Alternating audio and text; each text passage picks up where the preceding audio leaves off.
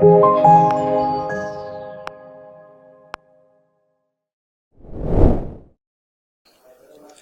guys, welcome to everyone, our online classroom, and this is Wasi Ahmed with you.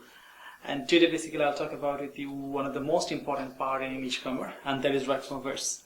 And before that, I've also prepared the free videos of right from verse. If you want to watch these videos, you can go through my playlist in ClassRoom, or you can go through my description part of this video. On my description part of this video, I've also given the links of these videos. So I strongly believe it will be very much helpful for you. So let's talk today's issue, and that is the right form of verbs. And basically on this topic of right form of verbs, I actually talk about the 4 basic formulas of right form of verbs. Firstly, I'll talk about the use of so that in English grammar. Secondly, I'll talk about the so dot dot that in English grammar. Thirdly, I'll talk about the use of as if or as though. And finally, I'll talk about the use of lest. So we're going to start. First of all, I'd like to use the use of so that in English grammar. So that.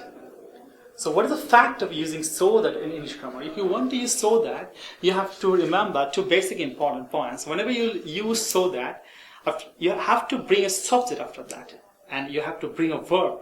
But the most important thing is that the verb should be consist of can or could.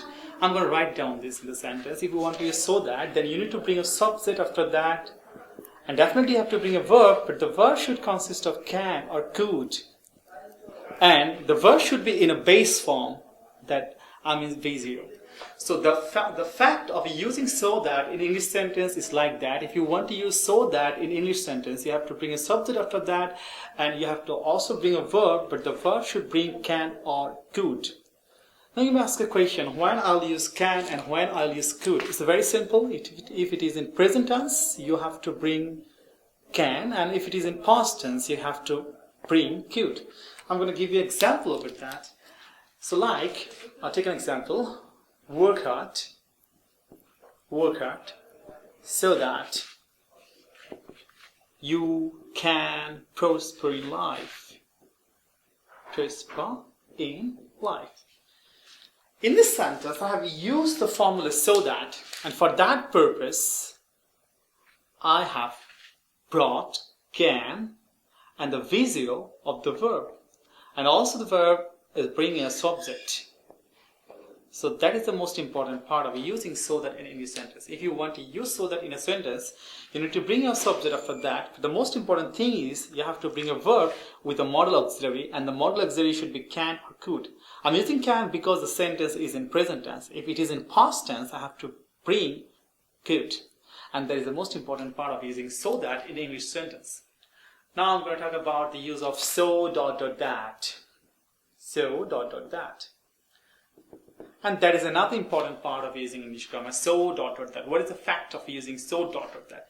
It is almost similar to the fact of using so that, but the difference is that if you want to use so that, definitely you have to bring a subject after that, and you also need to bring can or could. But the difference between so that and so dot dot that is you have to bring a not between can and could and the base form of the verb.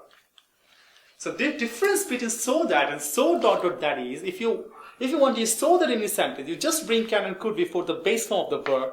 But if it is so dot dot that, then you need to bring a not between can and could and the base form of the verb.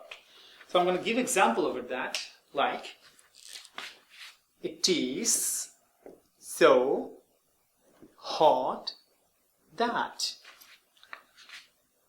we cannot stay here. Just take the example. What I'm doing here, I'm using so dot dot that.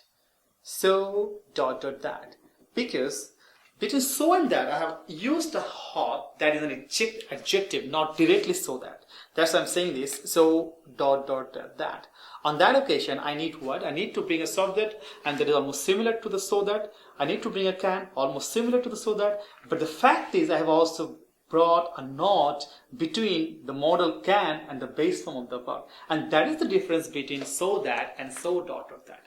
So you have to be careful about using so dot dot that. And whenever you use so dot dot that, you must bring a not between the can or could and the base form of the verb. And otherwise, your sentence will be grammatically wrong. Now, thirdly, I'll talk about the use of as if and as though in English sentence. As if and as though.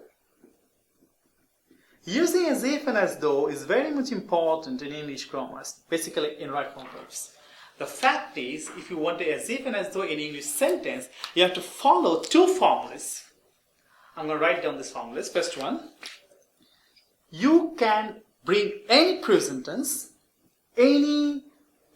tense before as if and as though. On that occasion, you have to bring the past simple tense after that. Past simple. And that is the fact of using as if and as though. Or you can use any past tense before as if and as though. But the fact, on that occasion, you need to bring the past perfect tense after that. So, things that if you want to use as if and as though in English sentence, you need to follow two basic formulas. The formulas are, if you want to use any present tense before as if and as though, you have to bring the first simple format after them. Or you can use any past tense before as if and as though, and on that occasion you need to the past perfect tense. So I'm going to give an example of this.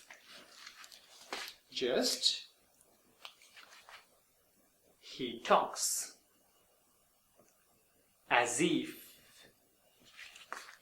he knew everything. Take this example. What happens here? In this sentence, I've already used as if. And before as if, I have used he talks, and that is a present tense. And because of using present tense before as if, I have used past simple tense. That's why the verb form of the verb is knew.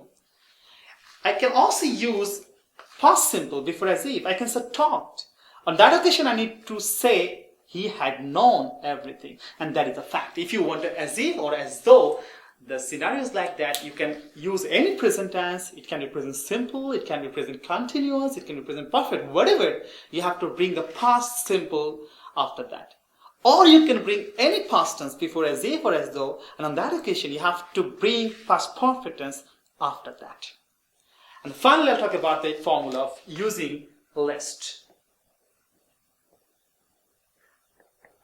Using list in English sentence is also very important, and you have to remember the formula of using list is that you have to bring a subject after that is almost similar, but the fact is that after subject, you need to bring a should or could or might plus the base form of the verb, that is V0. Most commonly, we use should after using list. It is almost similar, but sometimes you can't get the word should in an option of your question, then you can get a could or might, and you have to select that as your answer. But the most commonly, you need to bring subject and should and the base form of the verb if you want to use list in English sentence. Take an example.